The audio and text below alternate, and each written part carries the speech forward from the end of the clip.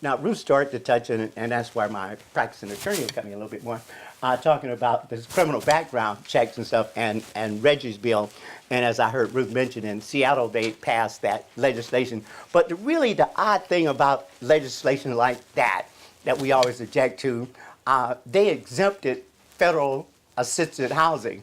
So federal assisted housing programs, they don't have to apply to that.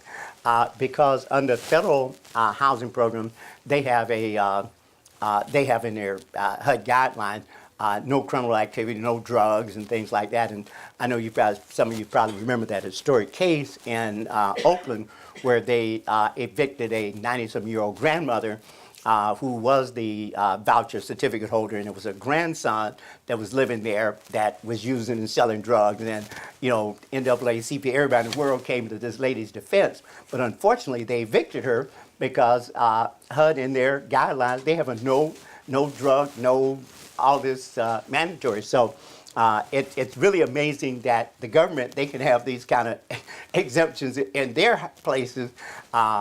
But us as individual property owners, and we stand more at risk.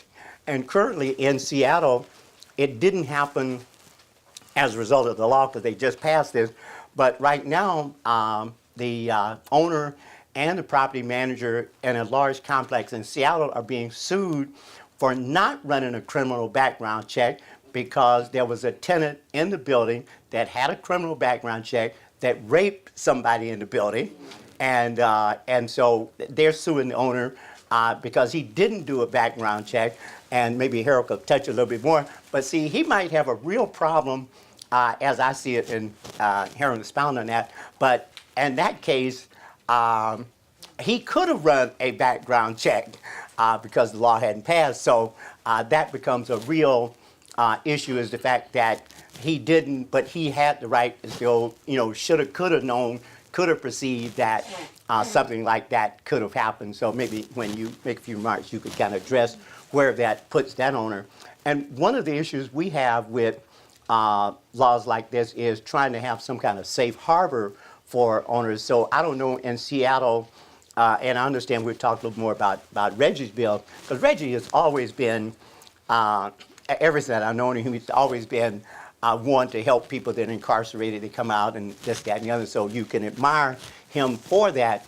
But for those of us in this business, we're looking at the liability that it places on us.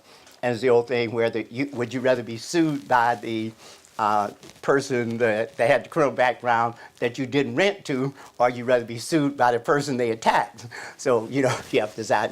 You could probably represent either one, right?